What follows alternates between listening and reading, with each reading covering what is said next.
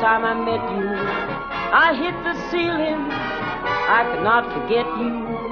You were completely sweet, oh, what could I do? I wanted phrases to sing your praises.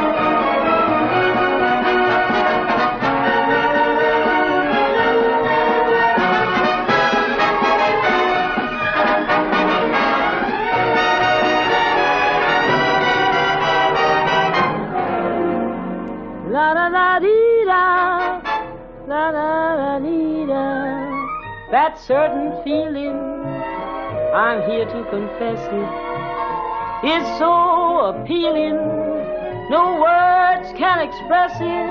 I cannot hide it, I must confide it. That certain feeling, now that's what caused all the trouble around here. Now you take tonight, for instance. No, I guess you'd better leave it alone. Maybe I'd better start at the beginning. My name is Gussie. Augusta to my boss, Mr. Larry Larkin, the well-known cartoonist, creator of that famous comic strip, Snips and Runty. You must have read Snips. He's known as the friendly, folksy little philosopher, seen in 700 newspapers around the world. You wouldn't think a man like Mr. Larkin, who makes $300,000 a year, would have any problems. But then I guess any man who's already had 3 wives is bound to have some problems. Now, this is a triangle story, the second angle of which is in that car. That's Miss Dunreath Henry. She's Mr. Larkin's private secretary. But she's a lot more than that. She's sitting on the bench, scheduled to be wife number 4. And she's practically quarterbacking the team right now. Which brings us to the third angle of the triangle, Francis X. Dignan. He's got the worst problem of all. May seem silly to you, Doctor, but every time I get into an argument or try to stand up to my boss, I get this queasy feeling in my stomach. And the next thing you know, I keep losing one job after another. It's been getting worse since my wife left me. That's why I came here, Doctor. I hope psychiatry can help. Bicarbonate hasn't done a thing. All these angles began to move toward each other about 10 days ago, when Miss Henry was summoned to an emergency meeting right here in Mr. Larkin's apartment. It was set for 10 o'clock, and she was to meet Mr. Joseph Wicks, head of the cartoon syndicate. Morning, Gussie. Is Mr. Wicks here yet? Storm signal's up for real. Morning, Joe. Yeah. What's this? Hypertension before noon? Before noon, afternoon, and all through the night. Oh, Joe, now don't exaggerate. What is it, Joe? What's the crisis this time? I have just come from a meeting of the board. You know that in the past month, 20 papers have threatened to cancel, and 50 have moved Snips off the first page of the Sunday section. But is the great Larkin concerned? Is he here facing the problem? Oh, no. He is a guest star on some midday monstrosity called Kiddie College. And now would our esteemed guest like to say something in farewell? Well, gang, as Snips would say, it's been gosh awful nice being here today. And remember, fellas, any time you're out my way, just drop in on old Larry. We'll sort of sit around and have a nice little powwow. You know, real boy talk. Dunreath, it's time that you and I had a little powwow. Real boy talk. Now, Joe, just don't get so excited. Dunreath, we have got to do something about Larry. These endless television shows, lecture tours, trips to Washington. He's just doing that to improve his public relations. Last week, a congressional hearing. Next week, person to person. Tonight, that banquet for Senator Winston. Now, Joe, you know Larry must get Senator Winston's approval if he's to be appointed to the President's committee. Larry serving on a committee for juvenile delinquency won't sell papers. You missed the point. The point is, what is happening to Larry Larkin? Larry is maturing as an artist and a man. Well, you rationalize it any way you want. I say he is becoming slick, sophisticated, and superior. He's changed, and so is Snips. It's lost all the warmth and heart that made it famous. It's true, Miss Dunreath. Snips makes me laugh now and then, but he used to make me cry. I'll grant you Snips may be getting a little intellectual. A little? What's he doing in the White House? The first 8-year-old Secretary of State. I prefer him there to last month. I don't think an 8-year-old boy should be splitting atoms at Princeton University. Gussie. But... Joe, there is no need for all this panic. Dunreath, there's no use kidding yourself. There's only one solution, and you know it. Larry needs an assistant. I don't think you'll like that. Well, why not? He's had half a dozen ghosts. Aren't you forgetting the Eloise affair? The Eloise affair. You remember when ghost number 6 ran off with wife number 3? Oh, Gussie. Dunreath, listen. Unless I can go back and tell the board that Larry is getting some help, some real help, that'll make Snips a warm, sweet, normal kid again, so help me in 6 months there won't be any Snips. And you know that as well as I do.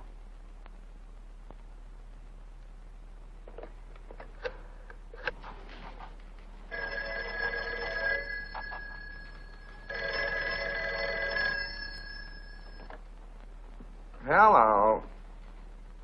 This is Al. Al, have you seen Dignan lately? I haven't seen him in a couple of years, and frankly, I'm not pressing my luck. What happened? Same old thing. Worked for me for a little while, and then one day I just sort of casually criticized one little sketch. He turned 4 shades of green, walked out, and I haven't seen him since. Same old story, huh? Yeah. You got a job for him? Maybe. Say, where's he living? Same old place. You're kidding. That's what I hear. Say, what's happened to Snips and Runty lately? It seems to have lost all its old sweetness. You tell Larkin to leave all that highbrow stuff to the real intellectuals like Lonesome Polecat and Hairless Joe and Earthquake Magoon, huh, darling? And it was wonderful to hear from you, Ethel. Bye. Goodbye, Al. Joe, you go back to your board and you tell them that Larry Larkin is getting a new ghost. A fellow by the name of Francis X. Dignan. I've never heard of him. You wouldn't. He's just a character around town. You're sure he's got heart? I guarantee it. He's got heart, humor, sensitivity, the works. How come you never mentioned this Francis X. Dignan before? Now, I'll see if I can find him, and I'll pick him up and bring him right back How well do you here. know this Dignan fellow? And you and Larry can look over his script. Dunreath, how well do you know this Dignan? 3 years ago, for 10 impractical, improbable, real crazy months, I had the somewhat doubtful pleasure of being Mrs. Francis X. Dignan. Oh.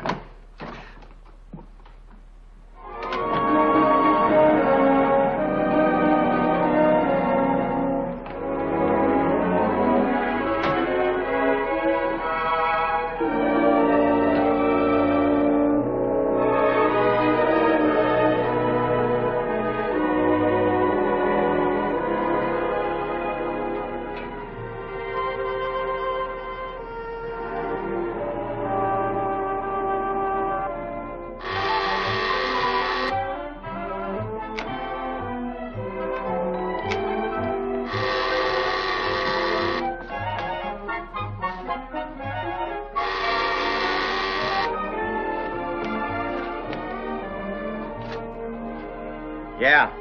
It's Ethel. Oh. Okay, Ethel, come on up. Ethel.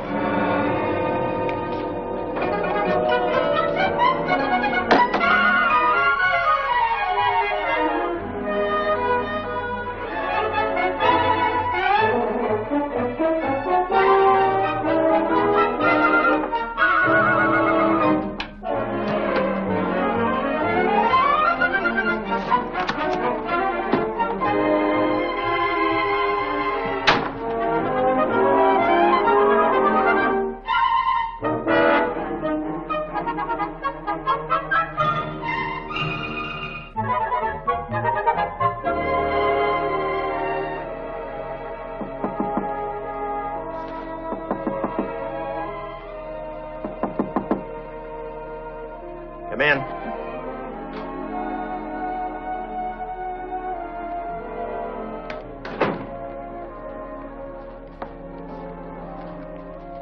Hi, Ethel. Make yourself at home. I gotta make a deadline before... Hey, what is this? For a minute there, I thought you looked like an old wife of mine. It's good to see you, Francis. Don't tell me this is little Ethel Jankowski from Port Huron, Michigan.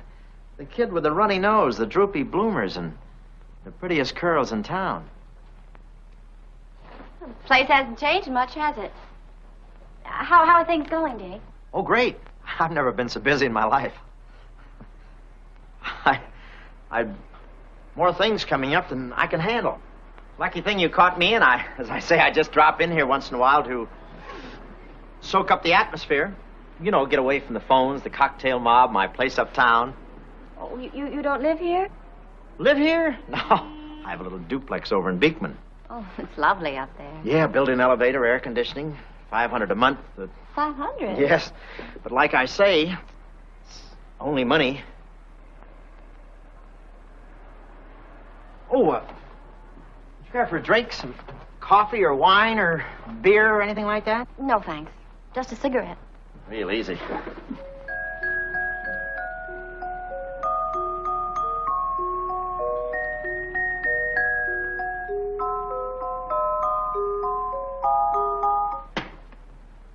you have a light?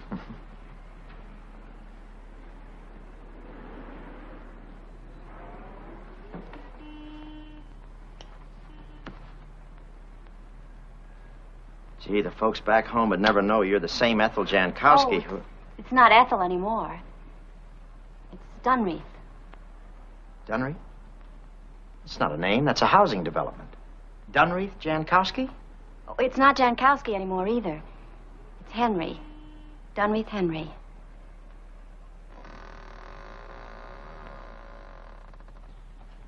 Well, it's certainly got the class you've always wanted, but I like Jankowski better. Ethel Jankowski. Plain, proud, Polish, and Port Huron.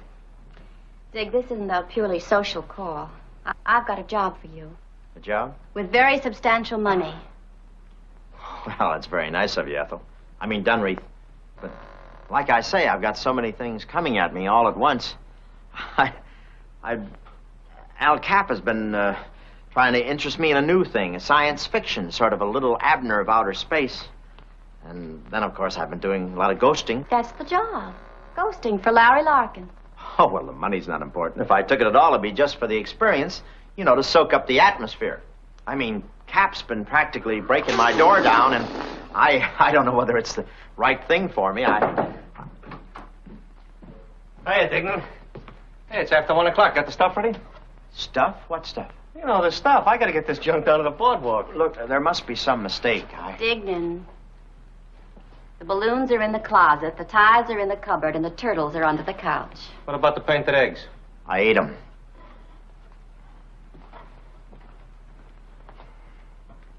Oh, come on. Everybody works. Joe says if these turtles don't move tonight, we gotta go back to the lizards. Anything else? Yeah, Joe furthermore says about the painting of these ties.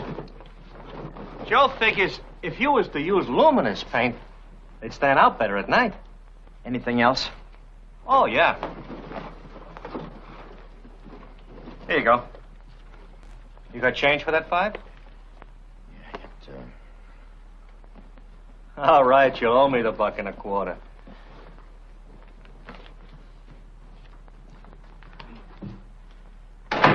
Like I say, you know, it's just for kicks I do this, just to soak up the atmosphere.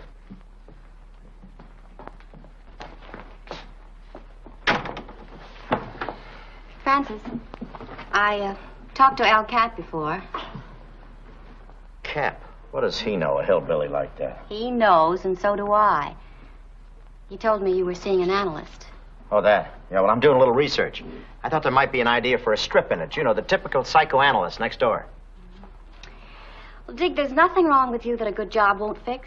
Believe me, if you tie up with Larry Larkin, it's strictly upper echelon. You'll find he's great fun. Bright, sophisticated, stimulating, effervescent. He sounds like the Schweppes man. How come you're such an authority on Larkin? I'm a secretary. Secretary, huh? Mm-hmm. This is really a cinch, Dig. It really is, because all that strip needs is it's just a little hard and a little warm. Private secretary? Private secretary. How private? Mr. Larkin and I are going to be married. No kidding. When? next month. Well, I got just the gift for you, a platinum piggy bank. Dig, there is one thing. Larry doesn't know that we were married. I think it might be better if we didn't tell him. It's just that he's so sensitive because his last wife ran off with his last ghost. You can relax, honey. You don't have any problem about that because I'm not taking the job. Dignan, that is ridiculous. You can't afford to give up $500 a week. Maybe you can't, but I can. We never did see things like you and I. Even when you were a kid in pigtails, tagging along after your big brother and me. You had to have more marbles and bubblegum and jacks than any other kid on the block, and you didn't care how you got them. Francis Dignan, that is enough. Let me finish. Nothing changed. You grew up, came to New York, got a little lonely, and looked me up. Me, the big shot from Port Huron. Whom I was silly enough to have a stupid schoolgirl crush on. People do crazy things in New York in the summer. We did. We got married. But it was wrong from the start. I just wasn't enough marble or bubblegum or jacks for you. And you finally hit the jackpot. Thanks for offering to cut me in on the loot, but I'm not interested. Well, I'm sorry, Dig. I walked out of your life once before. I guess I just should have let it go with that.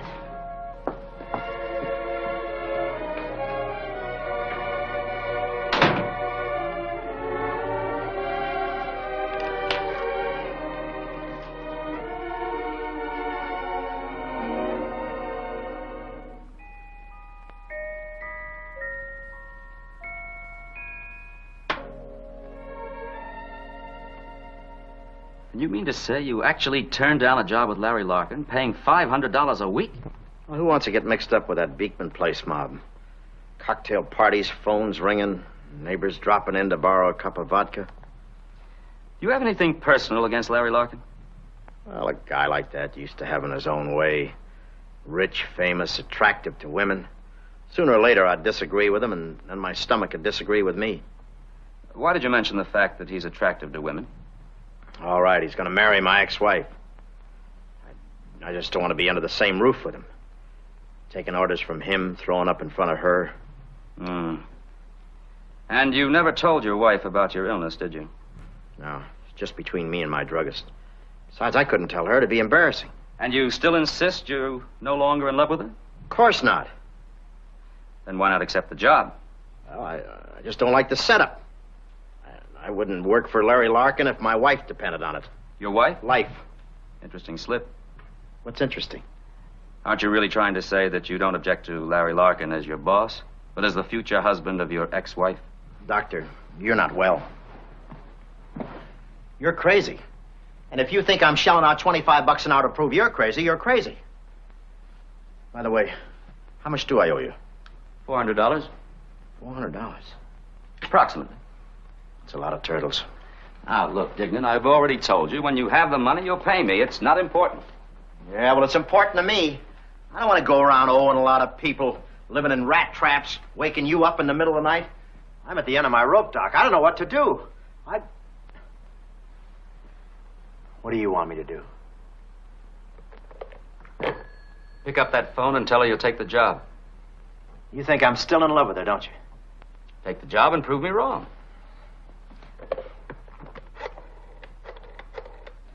Give me the number of Larry Larkin, Manhattan. Hey, Doc, who do you call when you're in trouble? Him. Man, I feel better already.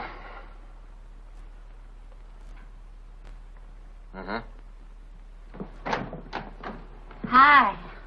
Hi. I'm awfully glad you changed your mind, Dig. Well, like I said, it's just to soak up the atmosphere. Hey, you really hit the jackpot, didn't you? Who's your decorator, Cecil B. DeMille? I called Larry, and he's coming right over. Yeah, and this is what I've always wanted. Everything done in contrasting shades of money.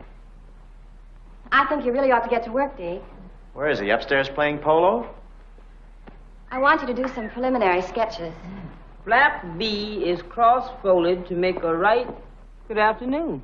Oh, Gussie, this is Mr. Dignan, Mr. Larkin's new assistant. Well, welcome aboard, Mr. Dignan. Aye. From what I understand of your past history, I'd say you're a man of extremely good taste. She knows? Oh, don't worry. Gussie's my very close friend, and Gussie knows how to keep a secret, don't you, Gussie? Me, Pocahontas. Very big in secret department. What's your problem?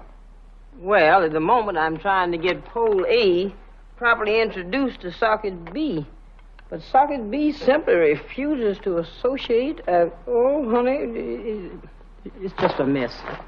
We'll stick with it, Gussie. Now, Dig, this is where we work. Somebody planning to camp out here? We're adopting a little boy. He arrives this afternoon. Motherhood, too. What is this, a package deal? He's a distant cousin of Larry's. He recently lost his mother, and he's been living in an orphanage. Larry thought it would be nice to give him a home. Well, that sounds mighty decent of him. So that's the way Larry is. Now, here are some of his earliest sketches. You do read snips, don't you? Well, it's not the first thing I reach for in the morning, as you may recall. I'm not worth a darn until I've had my coffee. Now, this is what we're trying to get back into the strip. You see, the wistfulness and the poignancy and the warmth. Warmth? That sweet little boy quality. Same perfume, huh? That's the face of every little kid that's ever wanted a dog. Our page, wasn't it? The light can be moved, but Larry likes it over his left shoulder. And he uses number 2 pencils. Mm-hmm. And the paper, he insists on Claypool 3-ply double-edged vellum. Mm-hmm. Is that what you use? No, I use brown paper bags. Not just any brown paper bags. They have to come from Kleinschreiber's Delicatessen.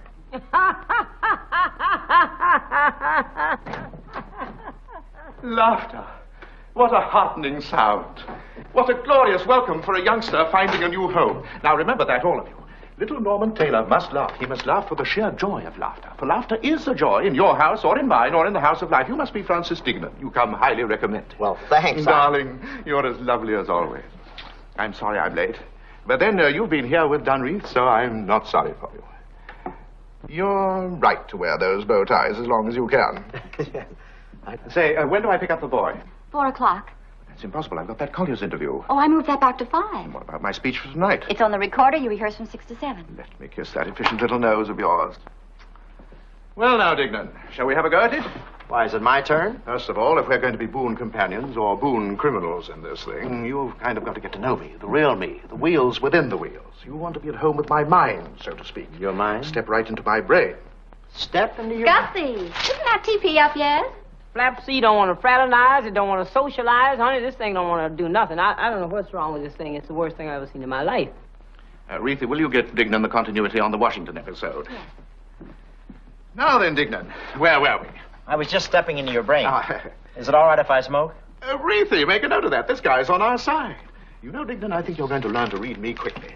I like to get the feel of people, don't you? The feel? Yeah, I like to put on the battered old hat at an improbable angle and kind of mingle around, rub shoulders with the mob in the bleachers, the crush in the subway. I tell you, Dignan, you can get your appetites whetted, your senses sharpened. And your pockets picked. Say, he is good. Yes, he's on our side. Well, now, can I have a peek? I know this is rough, Mr. Larkin, but is this anything at all like... Rough? This is fine. As Snips would say, gosh, awful nice having you aboard. Well, thanks, Dignan, I wonder if you'd do me a great favor. Well, anything at all, Mr. Larkin. There's a toy for Norman in the basement. A toy? Yes. Would you be a good fellow and bring it up? A toy in the basement? Yes. Yeah, but I... There's a good fellow.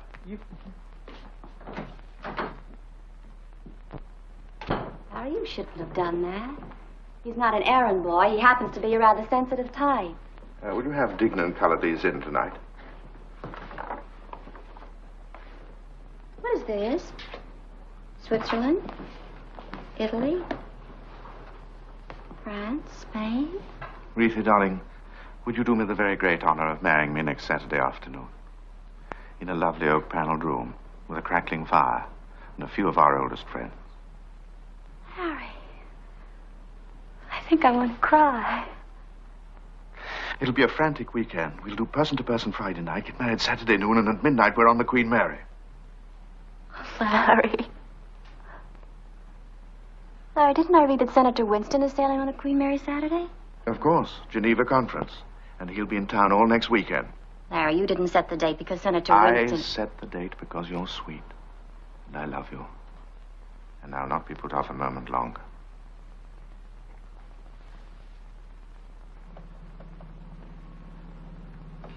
We have a large bathtub. Then we'll spend a week in Capri and a week in Florence. I'm going to take you rowing in a funny little boat with a snub nose. And everyone will say, regard the beautiful American. See, she is resting.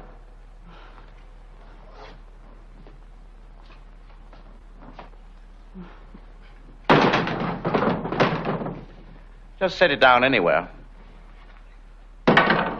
Well, back to work. Oh, Larry, why don't you leave Dignan alone? No, I haven't finished checking him out yet. Now, don't forget, Larkin represents no party, no clique. I have this unholy love of poking fun at stuffy people, at kicking the seats of the mighty. You know, I like prodding the smug, don't you? I haven't prodded any smuggers lately. Now, where were we? I believe I was just stepping into your brain. What's that? Maybe I should have worn my galoshes. Reethy, make a note of that. Larry, it's after 3 o'clock. You should rehearse your Not speech. now, not now. Now, remember, while you're going for warmth and homespun, you're still drawing Larkin. When you pick up that pencil, my friend, you draw Larkin, you think Larkin, you are Larkin. All right, but I insist on separate toothbrushes. Larry, it's all typed out. You know, Dignan, I sense in you a curious cynicism. Still, I think that we can work together. I feel that you're the sort of man who, even though you disagree with someone with all your soul, would give your life for his right to say what he believes. I have a friend, an Eskimo. He says that all the waters of the earth are gathered in the armpit of a great frog. I don't know whether I'd give my life for his right to say that. What's that? Well, you see, whatever...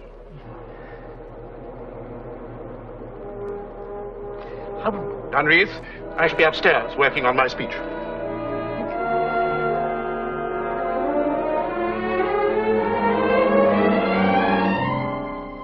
What you just said about your Eskimo friend, that wasn't a very sensible remark. I know it needs work.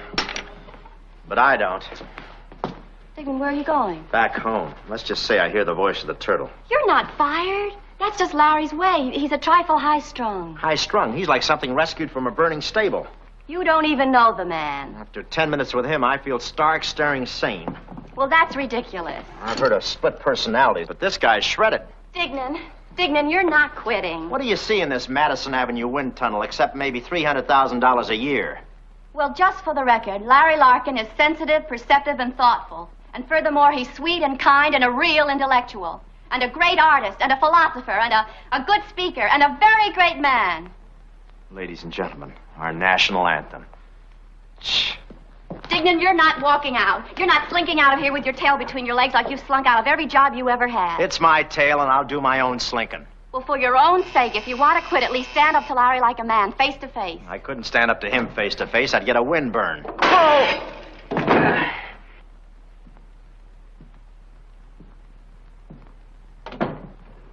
Of course, I came most of the way by cab. I'm Joe Wicks. This would be Mr. Dignan.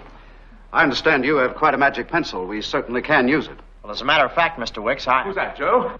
Joe, everyone, listen, I want you to try this on for size. And I repeat, Senator, we're living in a sick society. All these psychiatrists, what do? Get people probing way back into their childhood. Why not start with the child and eliminate the middleman? My speech for tonight. I didn't think it was your farewell to the troops. Mr. Larkin, there's something I'd like to say. Sweet of you to bring this for Norman. I didn't bring it. I fell on it. It doesn't matter, it's the thought. Mr. Larkin, Just put it down anywhere. Larry, Norman's run away. Norman's run away. Well, good for him. Spunk, backbone, no spineless subservience to authority. Now, there's a kid for you, already throwing pop bottles at the umpire. How American can you get? He sneaked into the subway. He smashed a gum machine. He's in the 23rd Precinct Police Station. Good heavens, we're adopting a hoodlum. How American can you get? Mr. Larkin. Joe. I wouldn't... Call the commissioner. Look, you've got to bring that kid, no matter what it takes. Mr. Larkin. Not now. I could pick him up myself, but there'll be reporters. What about you, Dunreath? No, that's no good. They know that I'm your secretary. That's right, Dunreath. Now, look, Mr. Larkin. If necessary, call the district attorney. He's a personal friend of mine. I've decided... Not now, Dignan. Now, we've got to keep this out of the press. Right, but someone's got to pick up the child. There must be someone. Mr. Larkin, I would like to... Would you, Dignan? Would you be an angel of mercy? No, you don't understand. I feel like a heel, big boy. Hiring you as a cartoonist and then making you an errand boy. Look, we've got to keep this... Mr. Larkin, I'm trying to say something. Well, what is it? Well, I've decided that when Originally, when I'll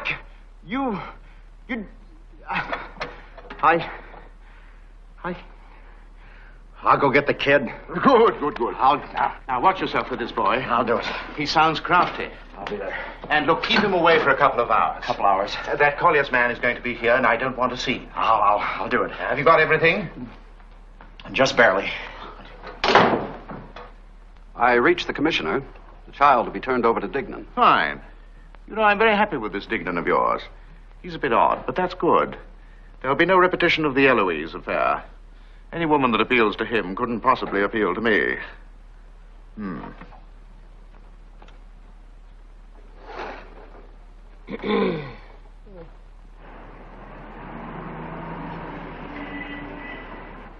Come on, let's go. I don't want to go. I don't like you. You don't like me. I sprung you, didn't I? Now, come on.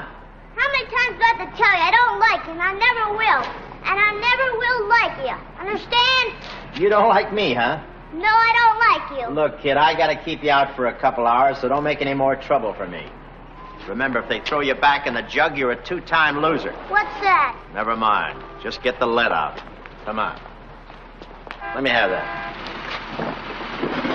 What do you got in here? Your burglar tools?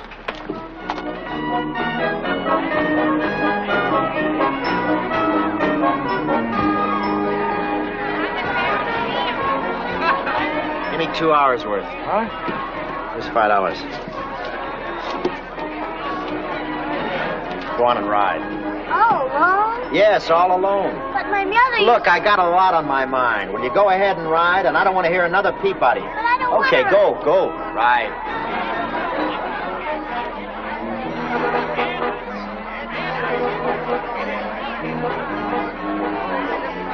I hate to hire you as a cartoonist and use you as an errand boy. Dig boy. Larkin, you can push a guy just so far, and then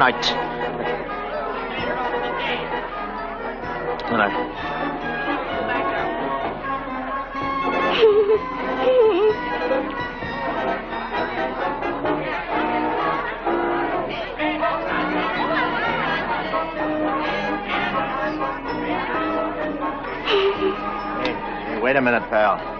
Why the tears? I'm not crying here. No, the smog is terrible, isn't it? Here, be my guest. Yeah, that's better.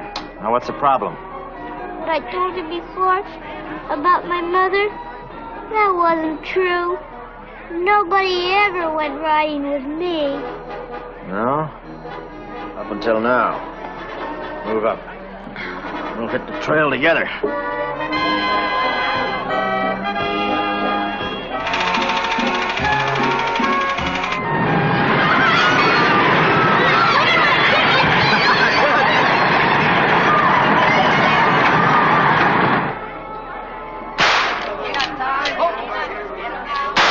Wow, Normie, you did it. What does he get? A super giant jackpot. You can trade in that old elephant for any of those baseballs, footballs, basketballs. How about that? You can trade in the elephant. But my mommy gave me that. Yeah, but if your mommy was here, she'd want you to have something more grown up, like that stuff on the second shelf. All right. The glove. It's a deal. The elephant for a baseball mitt. How about that? You can wind up with the Dodgers with that. Gee, Mr. Dignan, you're awful nice. That comes and goes. Hey, it's getting late. I better get you home. Yes, Joe. Norman arrived, and he'll be fine. A little surly at first, but I guess that's par for the course. After all, he's been suffering from a lack of adequate love nurture. No, firm that line. The eyes rounder, more childish innocence and surprise. Mm-hmm. Can you put it on the wires tonight? Larkin and bride-to-be, adopt orphan. Talk about heartwarming. We'll follow it up with pictures for the Sunday section. You know, a tie-up between Snips and Norman. Joe, an angel just walked in. I'll see you tomorrow morning. Reese, darling. Like? You're a vision. A radiant, lovely vision. Promise me that you'll never comb your hair over your ears. It would complicate my whole life.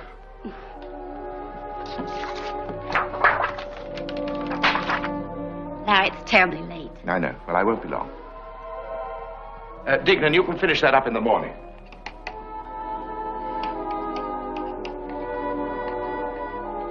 Hi, Dick. Hi. Norman get to bed all right? I guess so. Match? Over there. Aren't you just about finished for the day? Yeah. I'm just about finished. I don't know what I'm going to do about that child. He's just lying there crying his eyes out. Oh, I'll see what I can do, Gussie. I want Dignan. Norman, darling, what is it? I want Dignan. It's all right, darling. I'm here. I don't want you. I want Dignan. All right, I'll get him. Oh, it's going to be all right, honey. Now, it's going to be all right.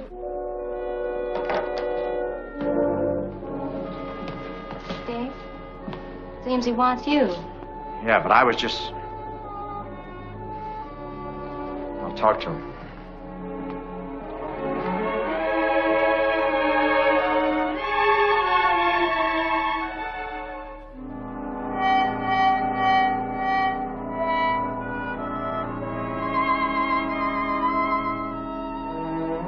Hey, buddy, what is this? What's going on here, huh? I don't like it here. I want to go away. Oh, you be all right, Normie. You got a lot of friends here. Everybody's on your side. Gussie will take care of you. She'll play with you and read to you and even sing to you, huh? Oh, she'll play catch with you and bake you some cookies. You're the king around here. You're going to be all right.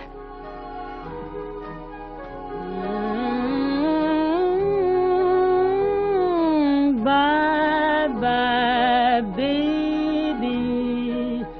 Time to hit the road to dreamland. Come on, Miss Gussie, honey. You're my baby. See you in the land of Nod. Sleep tight, baby. We'll be swinging up in dreamland all night, baby, where the little cherubs trot. Look at that knocked out moon, been a blowing his top in the blue. Never saw the likes of you. He's an angel. Bye-bye, baby. Time to hit the road to dreamland.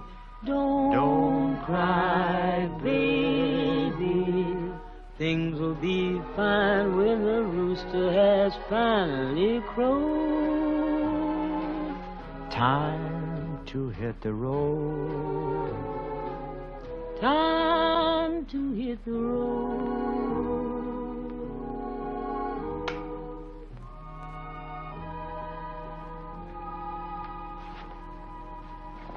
What time will you be here in the morning? Look, Normie, I got some news for you. I won't be here in the morning. My job is finished. Gee, Dignan, I don't want you to go. Yeah, I know, but things are going to be fine. Just think you got a famous man for a father and Dunreath for a mother. Believe me, Normie, they don't come any better in Dunreath. I know. That's a mighty nice man you let get away. Gussie, please don't quit, Dignan. Please stay for a while. Get some shut-eye.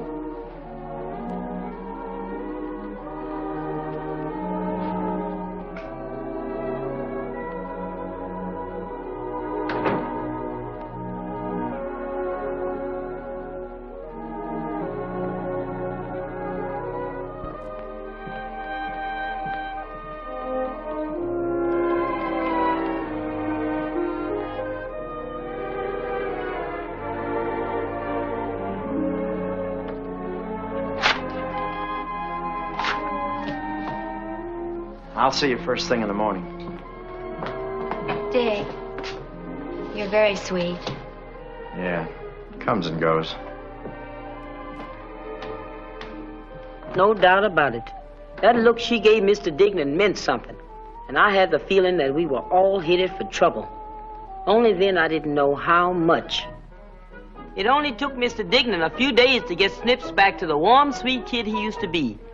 Everybody important approved. Mr. Larkin was pleased, and so was Mr. Wicks, and of course Miss Dunreath. But I began to notice that she was becoming self-conscious around Mr. Dignan. The longer they worked together under the same roof, the more nervous and irritable she seemed to be. And worse than that, for the first time since I knew her, Miss Dunreath became a little absent-minded.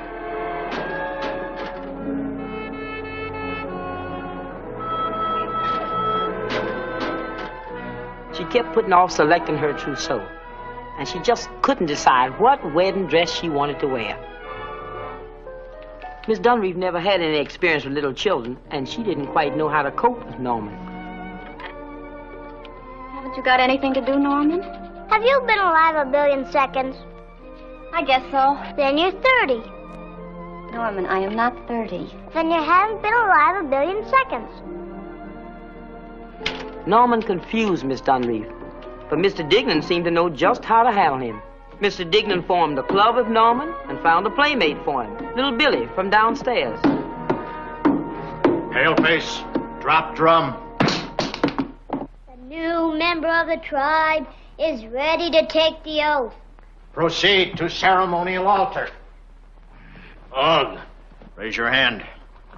What is password? Blood will flow when the panther strikes. Who is our common enemy? Anyone over 12 years old, especially mothers and fathers. Why are you worthy of admittance to this tribe? I hate to go to bed. I love to watch television, and I never brush my teeth. Very good. Follow Chief.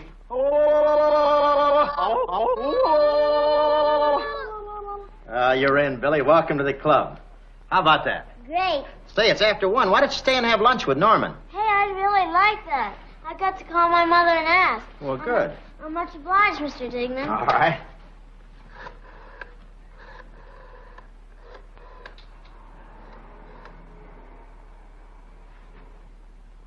Hello, Mom. Listen, Mr. Dignan just asked me. Can I stay in here and have lunch with Norman? Huh? Oh. Well, all right. I had lunch.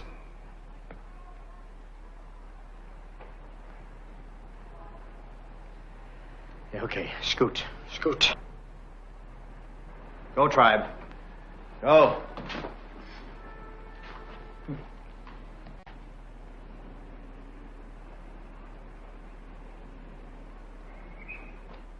But what confused Miss Dunreath most of all was Mr. Larkin's attitude toward Norman. What are you reading? Superboy and the Space Pirates? Where did you get this? Tribe members don't squeal on each other. Dignan. Norman, stand up when I speak to you. I want you to know that I'm bitterly opposed to these fantasies that depart from reality instead of into it. Norman, I've repeatedly told you not to suck candy between meals. It's not candy, it's a checker. Well, please don't suck checkers between meals. Norman, you will go to your room, and you will continue to read the book that I bought you. Mr. Help Your Neighbor and the Neighbors He Helped.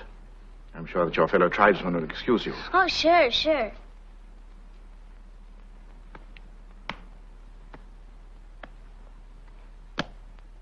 How?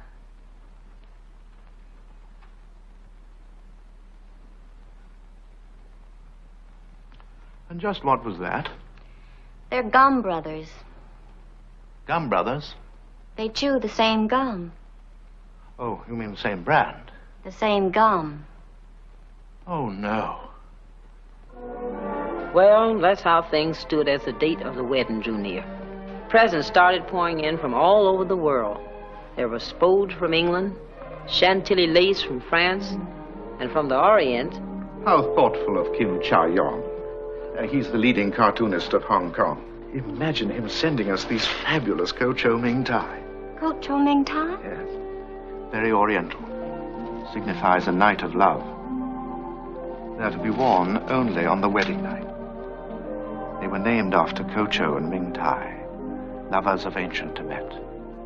Legend has it that they were married, spent 3 days of rapturous love, and then threw themselves into a fiery volcano. How beautiful. And of course, we'll have more than 3 days.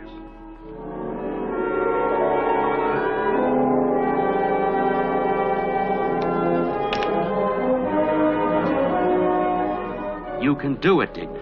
When you go back there tomorrow, if he doesn't give you a reason, find one. Now, be assertive. Stand up to him. Dominate. Fight.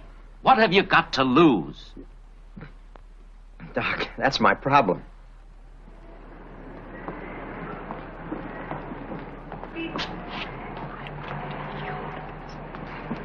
And I...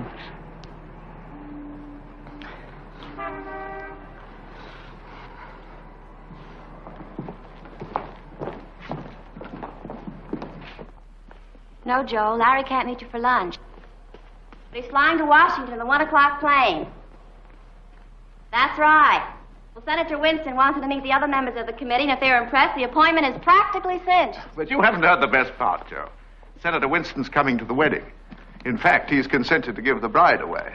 I mean, how respectable can you get? Now, the only trick is to get him to appear with us on person to person. Larry, you'll miss the plane. Gotta rush, Joe. Dunreath is driving to the airport. I'll be back tonight. Wait, the dog.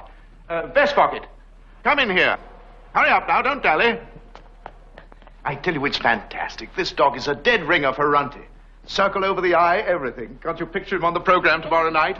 Norman, how many times have I told you not to run with pointed objects? I'm sorry. Listen, Vest pocket. How would you like to have a dog? A dog? For my very own? Man, is that neat. Mr. Larkin, there's something we've got to settle. Just put it down anywhere. Now, Dignan, I want you to take Norman down to Cassin's pet shop and pick up his new dog. But I... And hurry, because I want him back in time for the television rehearsal. I want to say one... And look, something very important. We're going to do person-to-person on Friday night, and I want to follow it up with something very special for Sundays. Larry, hurry. But I've got something important. You know the Dignan touch, loaded with heart. Yeah, but Mr. Larkin... Schmaltz, that's what we want, and we'll airmail it to all the newspapers. Mr. Larkin, for once you're going to listen to me. Well? Well, I've just about made up my mind that I've just... I'll go get the dog. Good. Come on, Reefy.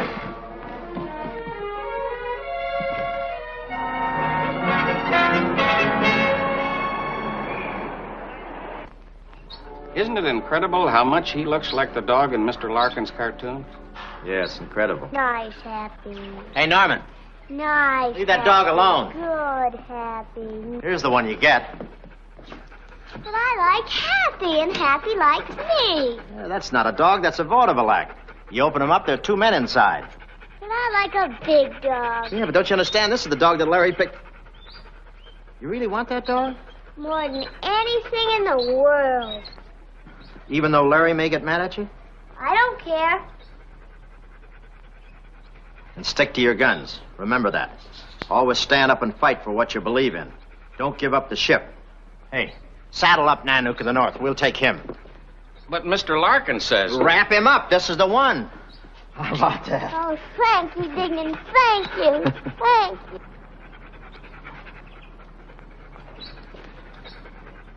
How you fix for blades?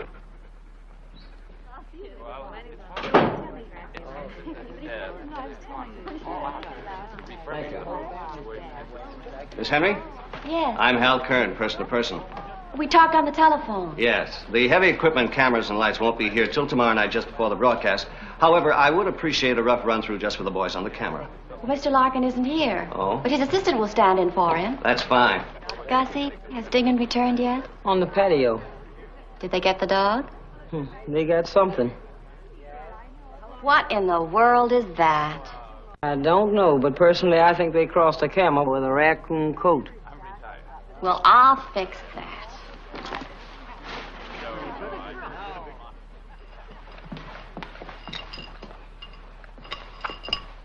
And what is that supposed to be? That's Happy. But you were supposed to get Runty. But I didn't like Runty. I like Happy. And Dignan says if you want something, stand up and fight for it. Don't give up the ship. He did he? Norman, will you excuse us for a moment? I'd like to speak to Commodore Perry. Go, boy. Go. Well, I suppose you feel real proud of yourself? You don't have enough nerve to strike out at Larry, so you trick an innocent little boy into doing your dirty work? The kid loves that dog. You just did that to embarrass Larry. Kid's got some rights. That may be, but Larry wanted Runty for Norman. For Norman, are you kidding? He wanted Runty for that television show so he could plug that sagging comic strip. They're ready for rehearsal. Are you going to stand in for Mr. Larkin? Well, I'd be delighted. Mr. Dignan, the opening shot will find Mr. Larkin right there at the mantel. Miss Henry, would you sit on the sofa, please? I want cameras 1 and 2 to line up the shot now. Mr. Dignan, would you mind saying a few words? Oh, quite. Hello there, Ed. Won't you come in? Let's all sit down and have a little powwow. As Snips would say, it's gosh awful nice of you to spend some of your gosh awful precious time to come in and meet my gosh awful family. Over here we have my adorable little fiancée and dynamic secretary, Miss Dunreath Henry. Couldn't you just kiss that efficient little nose? Haven't you got your position? Not yet.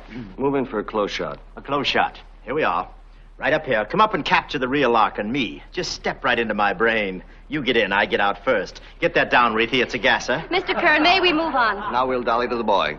Oh, the boy, yes. Come, Dunreath. Now over here, Ed, we have the darling little boy we're going to adopt. Little Norman Taylor, who's going to be brought up on a diet of joyous laughter. For laughter is a joy, whether it's in your house or my house or the house of life. You're blocking the boy. Oh, the boy, yes, here he is. There you are. We waited a long time for you, son. But as Snips would say, we're gosh awful glad to have you aboard. Back in the trunk. Now, where's Runty? Shall we go to the workroom? Oh, the workroom. Couldn't you kiss those efficient little ears? Dolly cameras 1 and 2. Yes, to the work area, the jute mill, the rock pile. This is where we put it down on paper. Sweat and strain. Tote that barge. Lift those jokes. Lift them from Cap, from Fisher, from anybody. Gentlemen, I'm afraid that's all for today. And in farewell, Ed, I want you to drop in any time you're in the neighborhood and help yourself to a slice of life with Larry.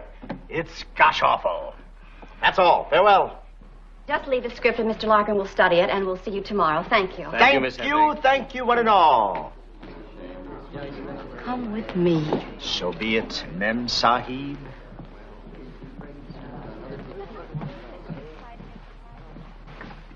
That was a cheap and disgraceful performance. I thought it was pretty good. Got a few laughs. It was a snide and slanderous burlesque.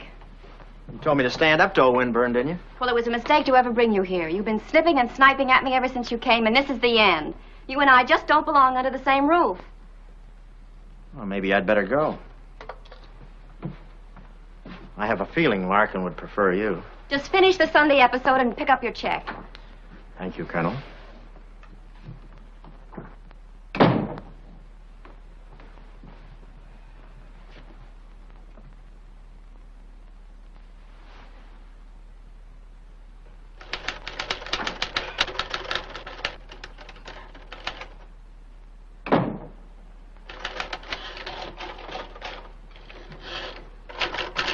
Gussie, do you have to do that in here now?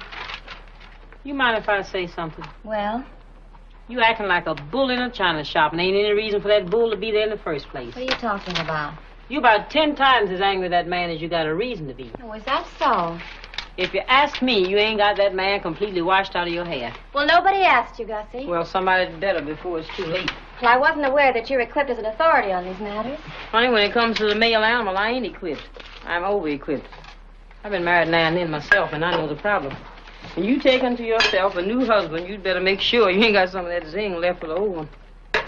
Zing? Yeah, zing. It's that special feeling you get for a special person. It's kind of a zing. Oh, Gussie, that's ridiculous. Miss Dunreath, believe me, before you start zinging around with number 2, you'd better make sure you're unzung from number 1. Well, for your information, Gussie, there isn't any semblance of your so-called zing left between Mr. Dignan and me. Then how come you've been a different person ever since he came into this house? You've been nervous, irritable, indecisive, napping and yapping, just stewing for a fight. Honey, I know the signs. You still got some of that zing left in you. Did it ever occur to you that I'd act exactly the same way if I cordially loathe the gentleman? You'd act the same way if you cordially loved him, too. Now, why don't you give him a trial run and find out? I will not engage in this disgusting discussion 48 hours before I'm to be married. All right, Miss Dunreath. All right, but all right. But you just remember one thing as you approach that altar. It don't mean a thing if it ain't got that zing.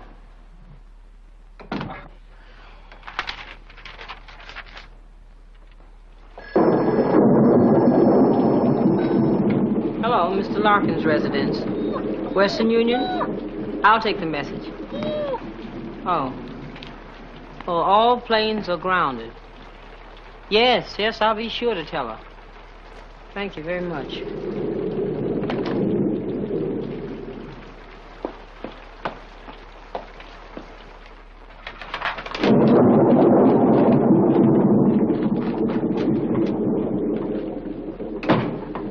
Wire from Washington. The storm's grounded all planes. Mr. Larkin won't be in until tomorrow. Oh. I didn't want to waste a nice roast, so I asked Mr. Dignan to stay and eat with us. You did what? It just seemed a shame. I mean, with Mr. Larkin not being here and me with the night off and Norman away for the evening and everything. Norman's away. He begged me to spend the night with Billy, and you know I can't say no to that boy.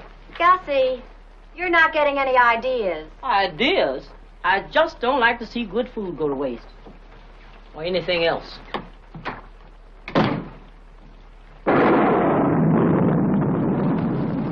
Mr. Dignan, Mr. Larkin can't make it in from Washington, so Miss Dunreath wondered if you'd like to stay for dinner. Thanks, but tell her I have other plans. She'd kind of like for you to stay, Mr. Dignan. Thanks, but I'm afraid She that kind of feels that maybe you ought to part friends. Yeah, yes, but I... Not enemies. Well, And I think you ought to stay, too. All right, tell her thanks. I'll stay. Yes, sir.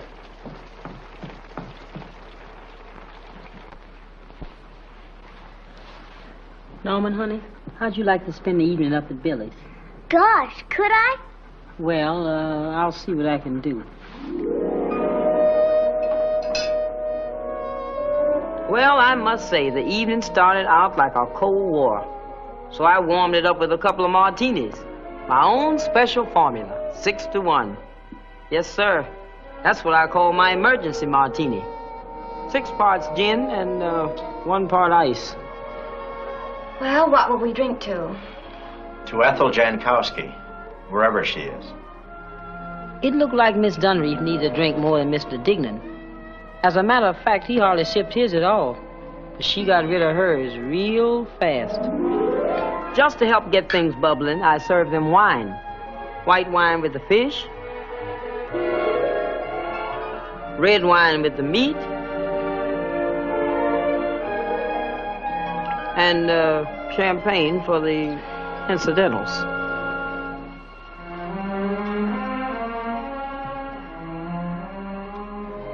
I'd certainly hate to be out on a wet night like this. It's not exactly dry in here either.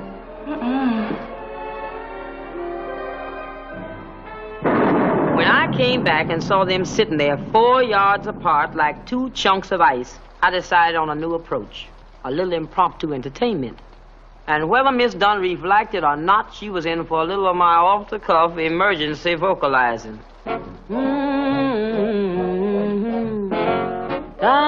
What is this, a floor show?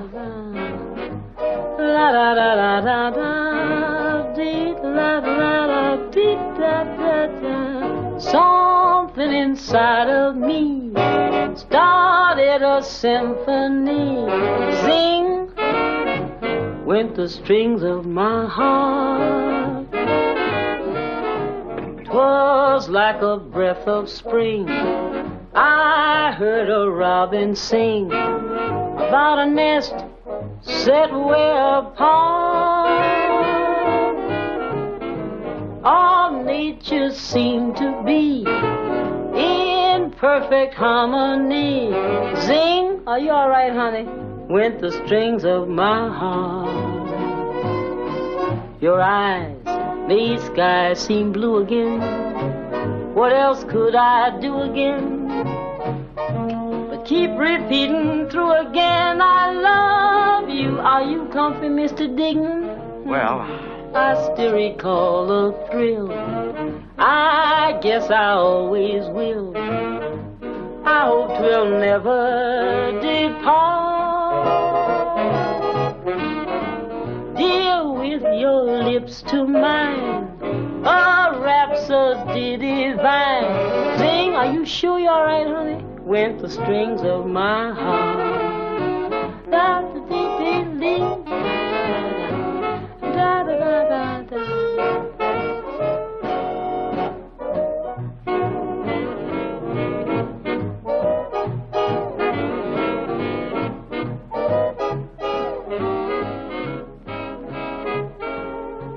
they're terribly nice. Yeah, wonderful. Terribly hot in here. Yeah, I think.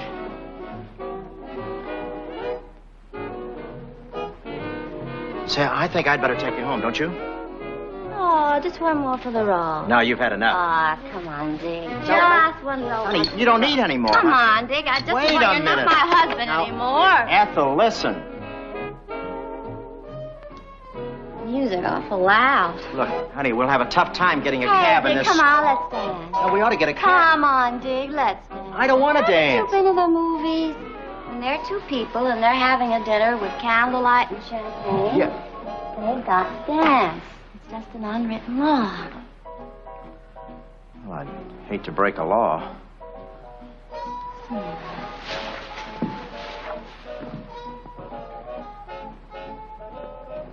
Is that better? We'd better get a cab.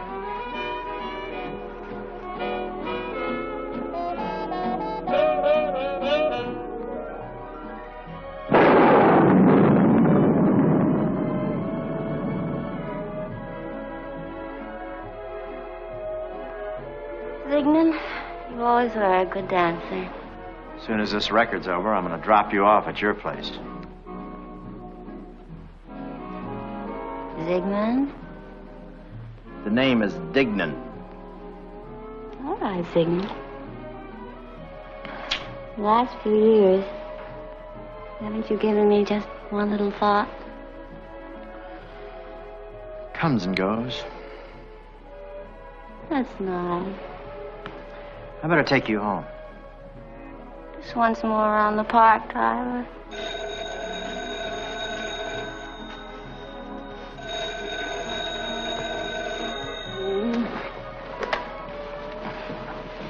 Oh. It's the other end. Yeah? No kidding. Well, when will it be fixed? I see. Thanks. The storm short-circuited the elevator. 40 floors down, and when you get there, no cabs. You mean we have to stay here all night? Guess so. Just the two of us? Just two little old palsy-walsies from little old Port Huron? Look, I think you'd better go to bed. I'll go upstairs and try to find some pajamas or something. Pajamas? You don't have to go upstairs. We've got all the pajamas we need right here. Yeah, but... Pajamas. Ethel, you know what you're doing, huh? Here, now here's a pair for you, and one pair for little old me. Oh, Larry's not going to like this. As far as Larry's concerned, now just let me tell you one thing. You can fool some of the people, some of the time, and all the time some of the people. You try to fool half of the people. You still got some of that old zing, Diggy boy? You better go to bed, young lady. Haven't got a bed, neither have you. Yeah, well, you're going to sleep on the couch in your office, and I'm going to sleep down the hall in Norman's room. Well, aren't we being terribly provincial? Maybe for New York, but they'll understand it just fine in Port Huron. Now, get going. Yes, Corporal.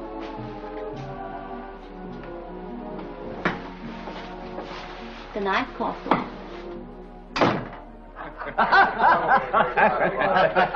And now to a more serious topic. I'm sure you gentlemen are eager to learn Mr. Larkin's attitude toward the juvenile delinquency problem. Thank you. Senator Winston, distinguished members of the committee. My fiancée and I are in the process of adopting an underprivileged orphan boy. Well, gentlemen, isn't that splendid? We consider this not only a duty but a privilege, because it is our conviction that there is no such thing as a delinquent child. There are only delinquent adults.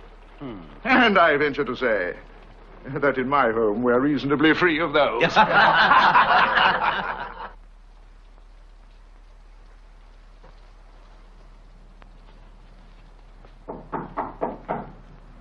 you decent? That's a matter of opinion. I'm coming in. Come, I'm dressed. I'm dressed. Oh, no. They should have marked him his and hers. You want to exchange? Yeah, let's do... Ethel, what are you doing? Daniel, let's have one more little nightcap. Oh, you've had enough. Ah, come on. Just one more for the road. Look, there isn't any road. Let's build one. Yeah, but what would Larry say? Oh, Larry, I'm so tired of hearing about Larry. Larry. And I feel confident that in my absence, my fiancée is fulfilling the emotional needs of our own little boy. Yes, gentlemen, I wish every member of the United States Senate could see what's going on in my home right now. Oh, haven't you got that song going yet, Biggie boy? You promise if I do this, you'll go to bed. Now, Zingy boy, that's exactly the way it was when I first saw you when you were a big shot in the high school play. Look, this is crazy. I've had Now, enough. Dignan, you promised me you'd sing that song just the way you sang it when I first saw you in high school. Will you go to bed if I sing it? We'll sing it. We'll sing it just the way you sang it with Mary Jane. And then will you go to bed? Yes. Da-da-da-da-da-da.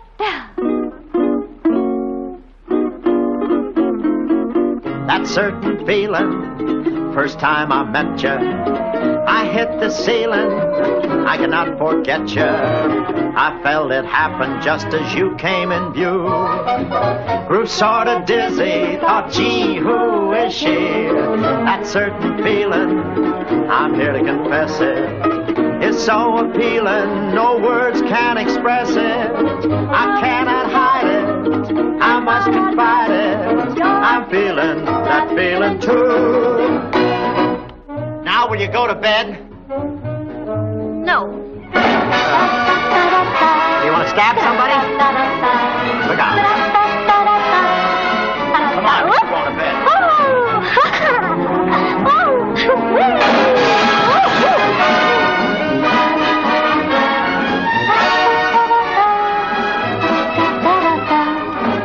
Hey, you crazy or something? Come on, will you? Oh, Ethel, to bed.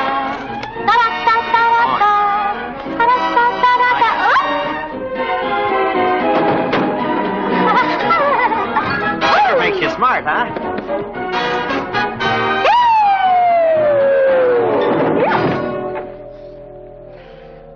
You're going to bed. I said you're going to bed. Who's fighting?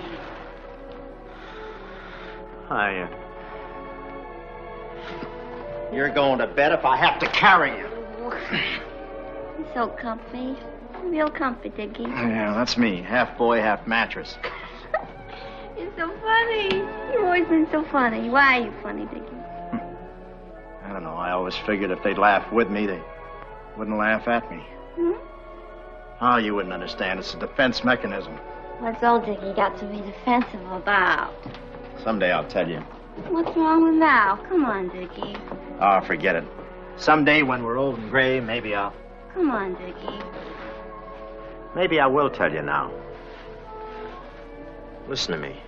You know the real reason I lost all those jobs? Why I seemed like a complete failure, falling flat on my face? Nice face.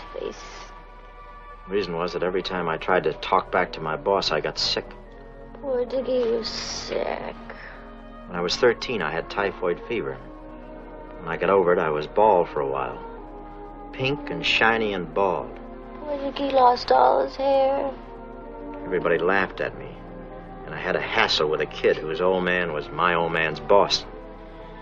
He called me Eric von Stroheim for the third time, and I let him have it. Just telling him, Baldy.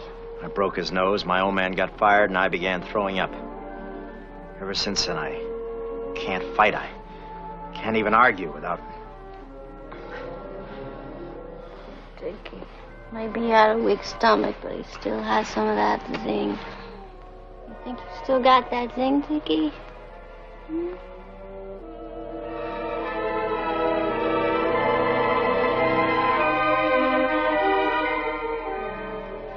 He's got that zing. He's got that zing, Dickie boy.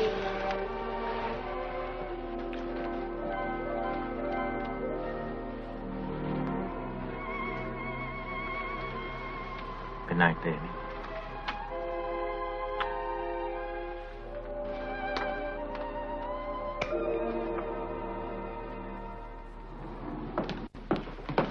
Nice dog, Norm. When'd you get him? Yesterday. Come on, Norman. Don't be so slow. I never in the world seen...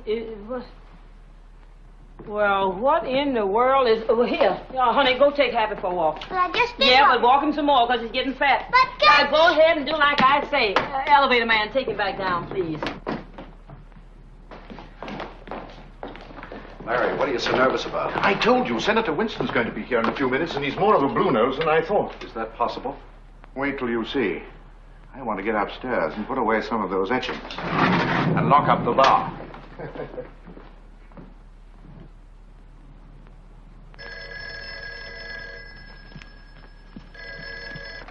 Hello? Mr. Larkin's residence. Or what's left of it. What's that? Long distance, the governor's mansion in Albany? You know how terribly important it is for me to get this appointment. Mr. Larkin, the governor. The governor? Do you realize what this could mean, Joe? Just that the nuptial knot could be tied tomorrow by the governor of this great state. Hello? Yes, this is Mr. Larkin. Yes, I'll hold on. Imagine, busy as he is, he can still... yes, I'm holding on. Won't be long, will it? Thank you very much. Augusta, what happened here? Big wind last night must have shaken things up quite a bit. Hello? Governor Secretary? Yes, I'm ready to speak to the governor. Gussie, I want to know. Oh. Dunreath.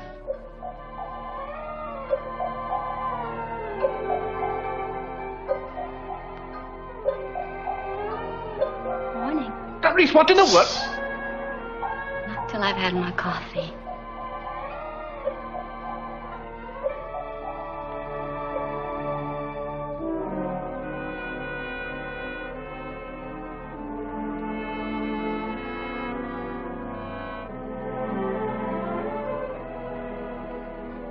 Mr. Larkin, don't you think I ought to... Well, I guess I'd better. Hello, yes? Yes, I'm ready to speak to the governor. Hello, Governor. I'm fine, thank you. How are you? I cannot tell you how much I appreciate your...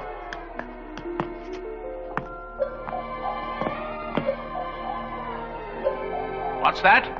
What? No, shut up. I can't talk to you now. Francis Dignan, what are you doing in my pajamas? They're not yours, they're hers. Don't skirt the issue. What are you doing? Shh, not so loud till I've had my coffee.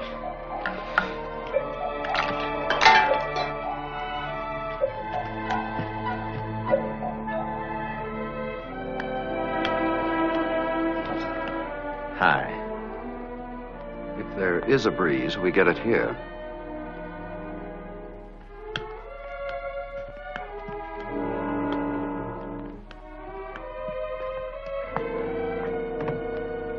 What did the governor say, dear?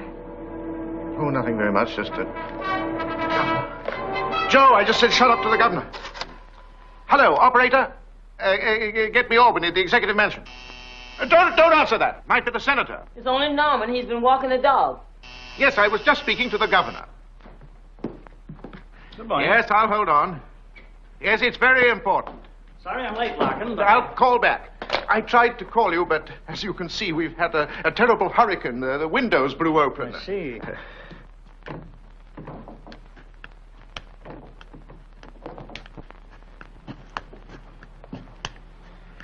Worcestershire sauce, tomato juice, egg, and a shot of vodka. Fix her up in no time.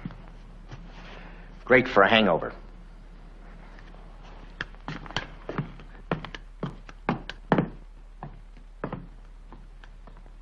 An exchange student I got through International House. Tragically alcoholic. I'm doing what I can to rehabilitate him. I tell you what, Senator. Joe and I will meet you over there at Senator Winston.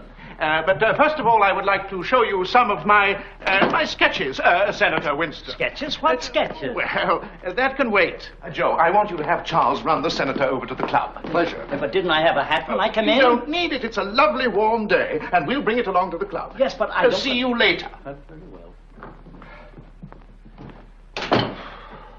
You can come out now, Reethy.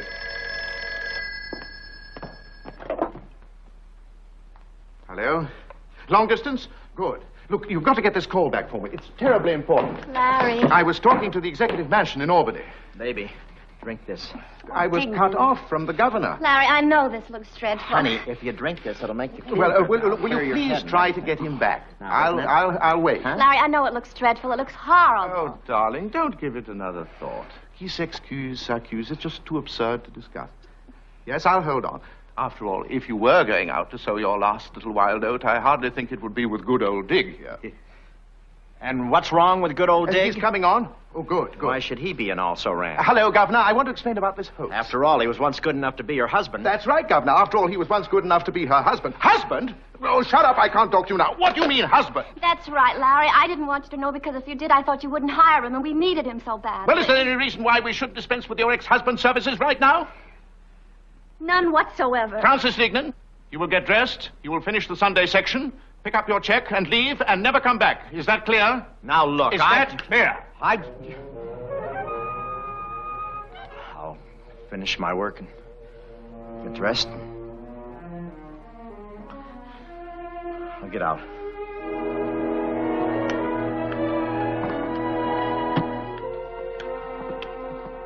That was some display of character. Why did you have to tell him that? What difference does it make? After last night. Dignan, what really happened last night? Don't you remember? Well, I remember that we danced a little, drank a little. And you told me some strange story about your stomach and something about getting ill when you tried to talk up to your boss or something. Is that all you remember? Yes. The part about my stomach, that's all true. Well, if that is true, Dignan, I feel very sorry for you. You feel sorry for me? Yes, because I think you've just been using that as an excuse all these years not to stand up on your own 2 feet and be a man. Are you kidding? No, I'm not. Don't you know that there's some men who just invent sicknesses just to protect their own weaknesses? And I think that's been your trouble. And just think that over, Dignan.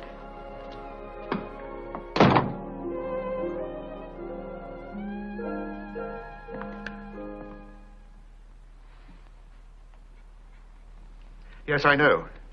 Yes, but it's very important that I get the governor back. You see, there's been some kind of practical joker at work. Yes, I'd appreciate it if you'd call back. Did you know he ate 6 pounds of meat a day? Really? Anyone we know? What is that beast? What is that supposed to be? Get this monstrous slob of a bear away from me. What is that? That's Happy. Well, you were supposed to get Runty. But I didn't like Runty. Joe, take this monster back to Cassin's pet shop. Larry, if the kid likes to... Oh, I've got no time for that sort of... All right, Larry, all right. And see that the real Runty gets back here in time for the telecast. Sorry, Normie. Norman, I know you didn't do this intentionally, but don't you see that when you choose a dog you know I won't like, it means that you're rejecting your environment. You're rebelling against me as your guardian because your own mother neglected you. She did not. Norman, it's difficult to face facts, but it's a part of growing up. Your mother was a frivolous woman. What's frivolous? And she never did give you the kind of love that you're entitled to. Mr. Larkin, I don't think that's any way to talk to a little boy. Mr. Dignan, I don't see that this is any of your business. And judging by the kind of success that you've had as a cartoonist, as a father, and as a husband, I suggest that you stay out of this. Now then, about your mother. You're wrong about my mother. She did so love me. She even sent me a circus set with an elephant. I gave that elephant away. Tell him, Dignan, tell him. About the elephant. You remember? Yeah, kid, sure. My boy, don't hide from reality. Face it, and then you won't have these confusions. The truth is that your mother failed you. She did not. What do you know about it? Where are you going? To get that elephant so you can see for yourself. I'll show you.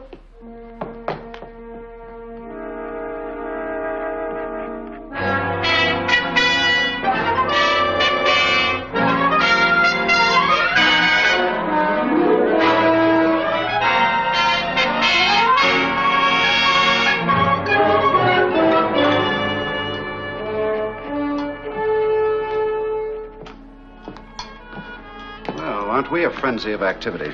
What's that special strip that has to be airmail tonight?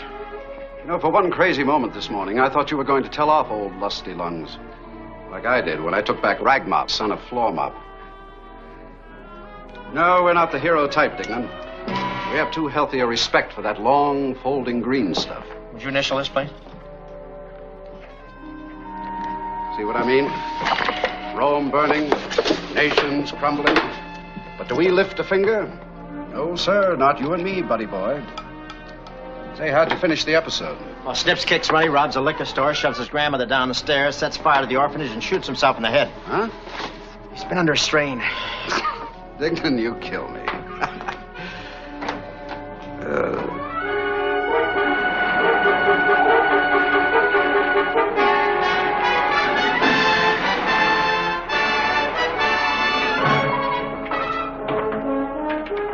But this makes the kid a juvenile delinquent. See that signature, don't you? This strip has got to go out. Airmail special delivery this afternoon to every one of the 700 newspapers in our syndicate. Norman, where are you going? I'm going to get my elephant. Okay, hurry back.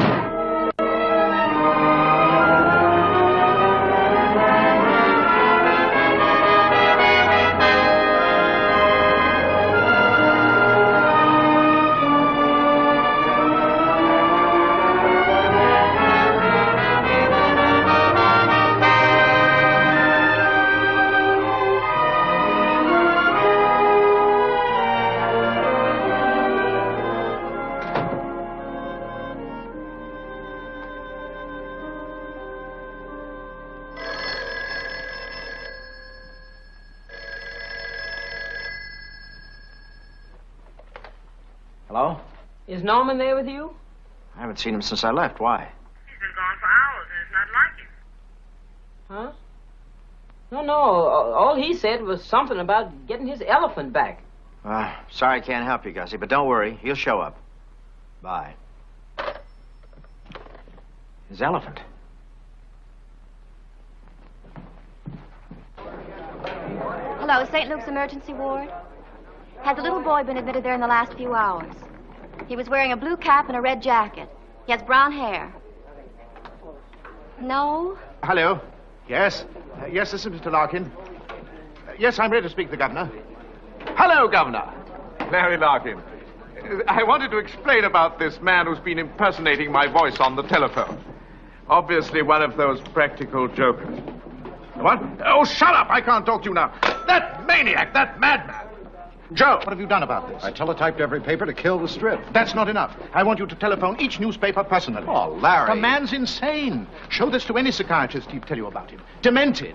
Study the works of Van Gogh. Those trees in the paintings growing wilder and wilder as the mind sputters and goes out. A little like me. Precisely. Who are you calling? The police. Good. I'll see that Dignan gets 20 years for this. I am trying to find Norman. Well, I'm not taking this lying down. I intend to prosecute. Take this to the commissioner, the mayor, if necessary, to the governor. The governor. I just said shut up to the governor. This is Joseph Wicks. I want to place long-distance calls to the following papers. Philadelphia Inquirer, St. Louis Post-Dispatch, Atlanta Journal, Erie Dispatch-Herald, Milwaukee Journal.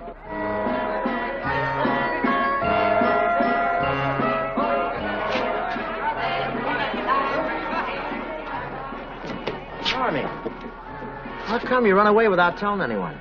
I was gonna go get my elephant to show Larry, but the man in there won't give it to me. Oh, come on. We got him outnumbered. We'll see if we can get the beast back. There it is. Look, if it's about that elephant again, I don't know nothing. Where's the other guy that works here? Out to dinner. I'm just filling in, and I can't exchange anything. Give the kid back his elephant. Here's $5. How do I know it ain't worth more? Look for yourself. It's all beat up. Then what makes it worth $5? Then I'm overpaying you. Why? Then take 3. What happened to 5? All right, 5. It's not for sale. You want to win something on that shelf, you got to knock down 5 ducks in a row. 5, huh? 5.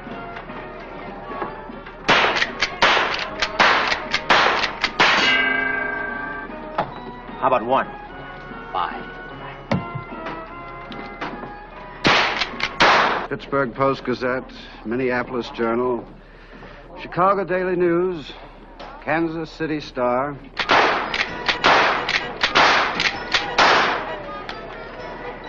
How much have I gone for? $11.75.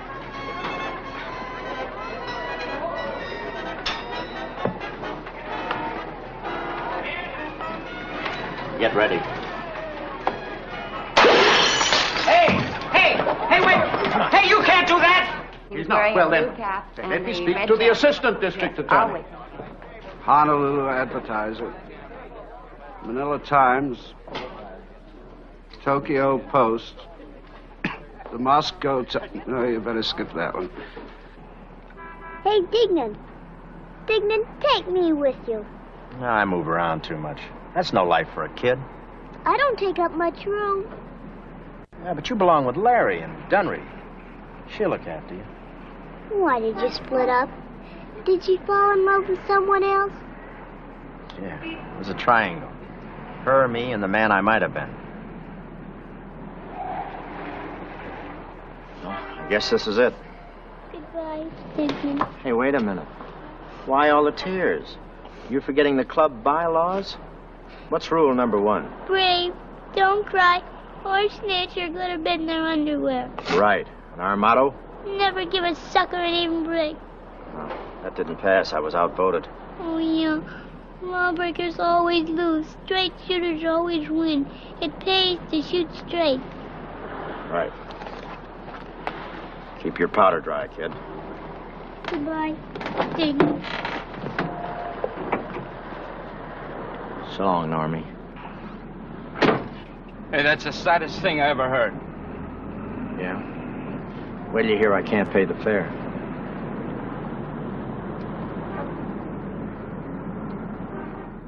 Field monitor checking from apartment to studio. This is person to person. Testing. 1, 2, 3, 4. This is person to person. 1. Oh, just 1, 2, 3, 4. Field monitor. Person to person. Yes, I realize that it's his private residence, but I must speak to the district attorney. This is Larry Larkin. Hello, Bill. I got the elephant. Small fry, you're back. You see? I got the elephant. look, My mother did there was so this, love it. Norma! Are you all right? We've been so worried about you. Hold on, Bill. I told you it was nothing, Reefy. Now, look, time marches. Get him into something respectable and fix that hair. Larry never listens to me. Hello, Bill. Come on, Norman. Larry doesn't have time now. Dignan did. He helped me find my elephant.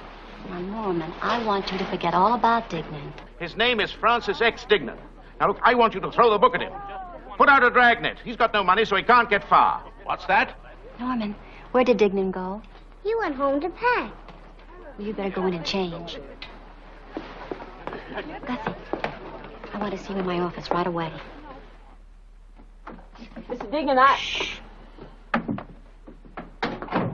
What? You going somewhere? My regiment's leaving for the front. I'm headed the other way. Where's your watch? Oh, that I donated to a very worthy cause. Poor cab driver with a wife, 4 kids, and muscles down to here. Mr. Dignan, Miss Dunreath thought you might need some assistance. She wants you to get on a plane, go to Cuba, lay low for a while, and don't ever come back. And she also sent this Dramamine for that weak tummy of yours. Yeah, well, you can tell her I don't need her money. I got along without her before, and I can get along without her again. She can take her money, she can take her pills, and she can take... Wait a minute. You sure she sent those pills? Sure, I'm sure. You sure you didn't send them? Well, why would I send them? Well, Gussie, don't you see what this means? She knows I don't get sick on a plane. I never did. So? So, can't you see what she's trying to say? Yeah, go to Cuba, lay low, and don't ever come back. Yeah, that's what she thinks she's saying. But I know about psychiatry and unconscious slips. What she's saying is take those pills, be a man, and go back and stand up to Larry Larkin. That's what I thought she was saying. Yeah, but I'm not going to take those pills. I'm going to go back and stand up to a man, face to face. Well, I'm with you. Larry Larkin, you are a loudmouth, a punk, and a phony. Larry Larkin, you're a loudmouth, a punk, and a phony. Larry Larkin, you... Larry Larkin, you're a loudmouth, a punk, and a phony. Larry Larkin, you're a loudmouth.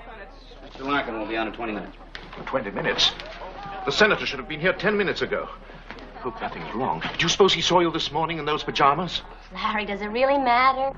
Larry Larkin, you're a loudmouth, a punk, and a phony. Larry Larkin, you're a loudmouth, a punk, and a phony. We'll be going on the air in exactly 3 minutes. Now we have to have absolute quiet. Joe, you got master control? Mr. Larkin, you can't use your script. Would you please find Miss Henry and take your position at the fireplace? Larry, can I speak to you a moment? Well, certainly, dear. You seem upset. Now, don't be nervous. Just don't look straight into the camera. We'll have peace and quiet if I have... You're a loudmouth, a water punk and a phony. Drain it and bring it down here for us to wade in. Larry Larkin, shut up. Larry Larkin, you're a loudmouth, a funk, and a pony. A what? A pony? Never mind. I was over-rehearsed. Francis Dignan, why did you come back here? Because you sent for me. I sent for you. You Benedict Arnold. Get this tobacco-stained mountain goat out of here. Keep your hands off of him. I bought him all 300 pounds of them. Why would you buy 300 pounds of dog? Because I was hungry. What did I tell you? He's crazy. Crazy. Absolutely crazy. Dignan, why don't you just go? Haven't you made enough trouble for all of us? Miss Henry, please, 2 minutes. You'll have to take your position. Mr. Larkin, you must get into your place. Somebody do something about him. Do you get makeup? It wouldn't help. See here, Larkin, I've got a few things. I'm interested clinically. What twisted criminal compulsion brought you back to the scene of your crime? Because she sent for me. She loves me. Why do you keep saying that? Because it's true. The pills prove it. What pills? When you push a man over a cliff, you don't give him a parachute. Somebody sent for a straitjacket. I sent you that money to go to Cuba. Who sent who money? I sent him money. Why? I don't know. Maybe I'm crazy, too. You bet you are. Crazy in love with me like I'm in love with you. I'm in love with you. See, she admits it. Baby, you don't want to go through life with this walking commercial. Think of the hours and hours of uninterrupted listening pleasure. The constant drip, drip, drip of the milk of human kindness. Francis Dignan, if I were not in makeup, I would strike you. Places, please. 1 minute. Mr. Dignan, will you get out of here? I haven't finished with you. I'll not have you come into my home and speak this way to the woman I love. Love? What do you know about love? You've never gotten over your first love affair, the one you had with yourself. I'll not stand here and trade jokes with you. You don't have to trade jokes with me. You keep yours and I'll keep mine. No, you don't. I've only begun to... Yes? Tell you what I think about you. What in the world are you doing? Obviously, I'm lying on the sofa. Well, what are you doing that for? Because it gives me a psychological advantage. Oh, Dignan, will you please get up and go? I love you. Don't you dare mention the word love in this house. You must move, sir. I'm having trouble with my horizontal and vertical. You're having trouble. Love. Talk about being in love with yourself. Did you ever hear of the worm that eats its own tail? That's you. Eating and relishing every mouthful of its rich, creamy goodness. That was an ill-chosen image. Francis Dignan, there's something rotten inside of you. I know. Mr. Dignan, we'll have to clear this area. It'll be dangerous. Well, you must get out of here. Yeah. Mr. Larkin, Miss Henry, please get me Please, you must get out of She here. knows I love her. How can you behave this way and still say you love me? Because it's true, and I can say it sitting down or standing up on camera 1 or camera 2, on NBC or CBS in glorious color, compatible black and white. I love you. I love you. But I love her. 37 seconds. I still love her, and you know you love me, especially after what happened last night. Please. Last night. Yes, 31 last seconds. night. You've got to stand high. Wait. Norman, where are you going? Nobody likes anybody around here, and I'm going away. Coming, Dignan? Yeah, Normie, I'm coming. Let's go. You coming, Ethel? Ethel? Who's Ethel? Well, She is. She's Ethel. Ethel Jankowski. Ethel Jankowski? That's right, Larry. But, Breathy, darling, you can't be Ethel Jankowski, not 30 seconds before we go on the air. But I am Larry. That's right, Ethel Jankowski, plain, proud, Polish, and Port Huron. Port Huron? Michigan? Michigan. But, Breathy, darling, nobody comes from Port Huron, Michigan. Well, I do, and so does he. And what's wrong with Port Huron? Finest fishing port in the Great Lakes. Champion high school basketball team of the state. Basketball, fishing, Jankowski, this is impossible. Take the ring off and give it back to Prince Charming now before he turns back into a toad. Listen, you. Down, Prince. Larry, it just never would have worked out. I'm not what you're looking for. You need a Dunreath Henry. All chic and shiny and smart. And I guess I've just never been that. I guess deep down inside I'll always be Ethel Jankowski. It's Happy. He's back. He's yours. I bought him for you.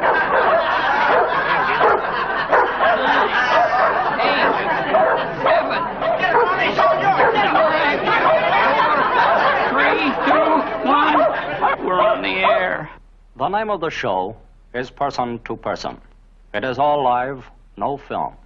Tonight, we are going to visit cartoonist Larry Larkin, who lives high above noisy, sprawling Manhattan in this austere, quiet, secluded penthouse. Good evening, Larry.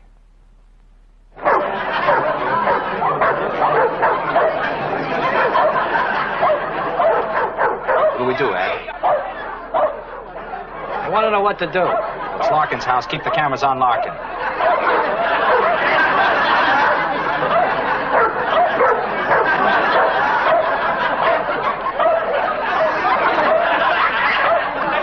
Gussie, you get the coat. Ethel, be reasonable. We can be married, man. Mr. Larkin, please. Come here, Happy. Get the dog and call me a taxi, please. Come on, Gussie. Here, Happy. Come on, boy. Isn't that Senator Winston? You weaseled your way in here, poisoning and destroying. I should have booted you out the moment I caught you with my fiancée in my pajamas. We can get on an old movie, anything, a Western. We weren't in your pajamas. I was in hers. We'll find an old test pattern, a weather forecast. And besides, an ex-husband has certain rights. Not with a girl who is about to become a wife and a mother.